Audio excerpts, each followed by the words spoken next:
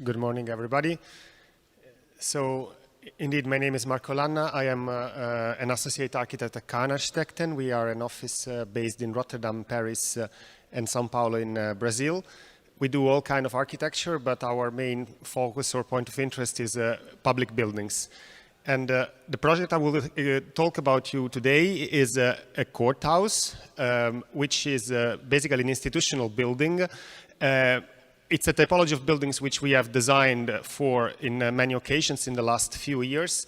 And therefore, I would like to share with you some conclusions or some thoughts about how this typology of building needs a reflection in order to make it more open towards the community, in order to let it contribute to the creation of the new together.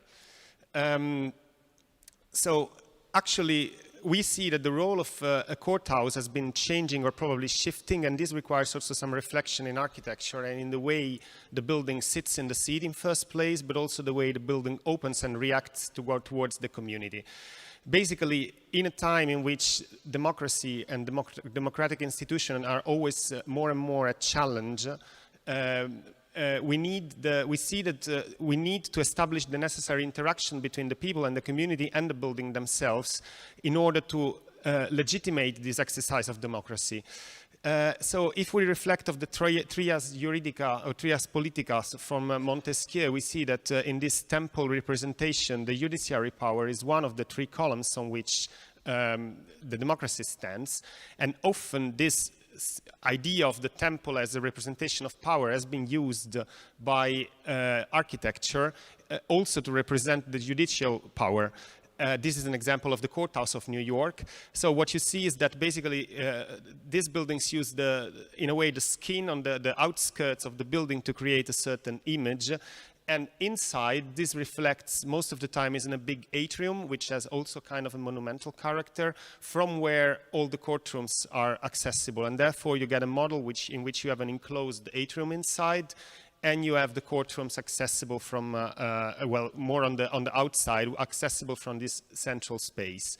So even if you look at the etymology in Italian as well as in other languages of a courthouse, what you see is that often the etymology suggests something related to power, something related to a dimension which is outscaled to the everyday life of the community.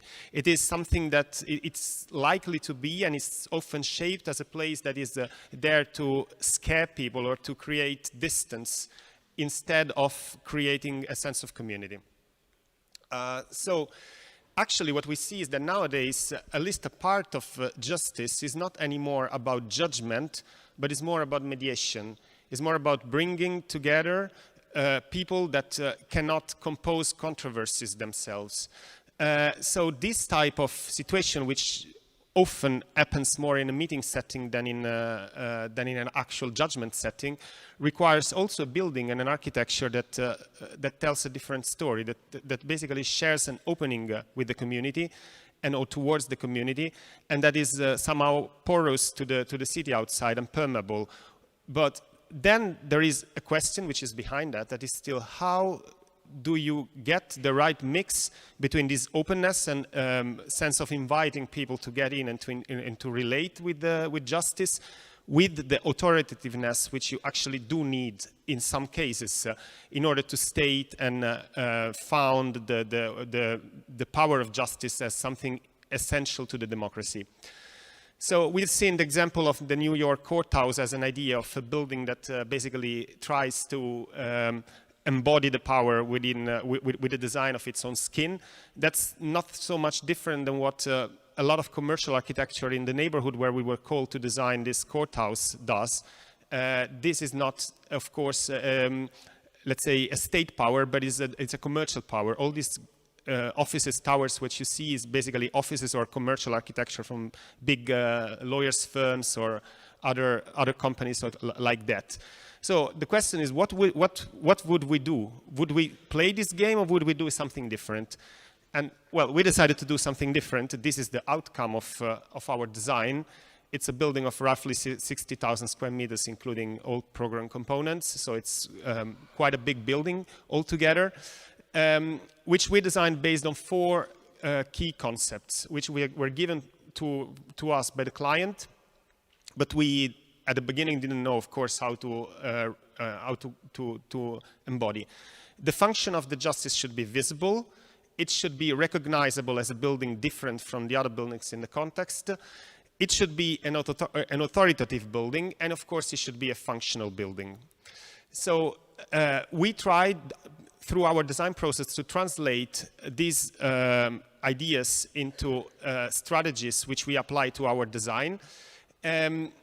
Basically, the first challenge which we got is that the area was at the hinge between 3 different urban plans. So it was an area rich of densification, in a way rich of history, although contemporary history. So the black one is the Plan Zuid from Berlage. Then the areas which you see with the squared pattern is the Cornelis van Eesteren development plan, is a modernistic plan for the extension of Amsterdam. And in the area which is directly to the yellow square is basically the Zuidas, which has been one of the most important urban projects in Europe in the last 20 years, 25 years maybe. And this project is continuing by putting the highway of Amsterdam together or under the ground. And this creates finally the possibility of activating this neighborhood by giving some more space to pedestrians, which actually is not there because that neighborhood is been growing recently thanks to car and train accessibility, not for the quality of public spaces. So our building anchors to one of these future pedestrian connections. Hence, our first idea was, okay, what do? We have an almost square plot. We need to basically try to make space for a urban square, although that square was not required originally. So I will show you now a little video which we prepared for the communication package when the building was delivered to show what we did. Basically, this is the big entrance square, and this is how the building sits very silently, very quietly, but also very presently into the context. Basically, we had 4 main program clusters: the public one, the prisoners one, and the offices, and the orange one, which is in between, which we needed to stack on top of each other because there was no space to do it differently. Then we took 1/4 of the plot and we cut it off to make a square, and that square we connected to the city. And by putting the prisoners program under the ground, we basically managed to open up the whole ground floor and to make it completely permeable for the people coming outside. So the square is only risen by 90 centimeters from the city level, and that makes it a super interesting space of transition between what is inside and what is outside. So basically the stacking results in 4 levels of public programs where all the courtrooms are organized. The office program for the judges is on top, and in between there is what we call a sky lobby, which is basically a transition area featuring the Congress Center, the canteen for the judges. This is not accessible for lawyers or for anybody else. And under it, there is then the whole logistic cluster where prisoners are delivered from and wait in the little cells for them to be brought up to the courtrooms where they have to be judged. In the facade design, we reflected this tripartition of the visible program between the public part, this transition program, and the offices. And we try to keep the facade language as simple as possible, and the openness, which is the most relevant one, also as simple as possible. Basically, in comparison to what I showed before, so the upper right scheme with a foyer in the middle and courtrooms around, what we try to do is, in a kitchen language tata-ten, we decided to reverse the thing, and we basically put the courtrooms to the middle and the foyer around. And due to the presence of the square, we did this 2 times, so we basically have 2 buildings in buildings which contain the courtrooms and the foyer around. This results in a floor plan which looks like this, which also facilitates the management of the security, because of course all the routes for the judges are very much inside the building, so we have a principle of natural security, which is also important. And it facilitates the achievement of all comfort performances which these courtrooms need to achieve. As in the words of the judges we worked with, to sit for a trial for long hours in a day is a top sport performance. The foyer around it is in the reverse, is completely open to the city, and it's completely all-sided in the sense that this building doesn't really have a foreside and a backside. And it is actually a space of mediation in which people can always orient themselves towards the city and can always look outside to basically prepare for the sitting they're going to go into.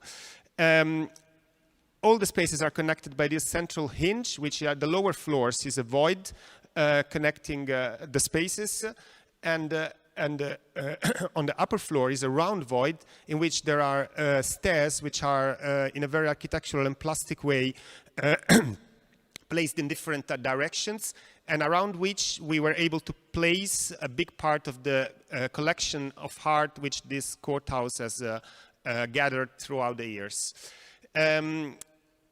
Once more, the square which we managed to create and to carve out of this volume is a little bit the essence of this building being a place to come together in the city. We placed there, together with the Swiss-American artist Nicole Eisenman, a very big statue, which is big in size, as the square is big in size, of course, but is bended forward in order to try to meet the scale of the place and the scale of the people in a sort of gentle manner, which made us give it the name of the Poortwachter. And what I like the most about this architecture is that every time I bike through the building or cross the building or past the building, there is always something happening in this square. There are skaters, there are people with the bike, and one time we found on TikTok this video, which to me expresses the essence of being able to create a courthouse, which is not just a courthouse, but it is something that really activates the city and contributes to the city. So what we like about this project is that we managed to transform something which is an heterotopia in a normal situation into a community institution. I invite you to take a look at a book which has been published a couple of months ago, which is a monography about this project.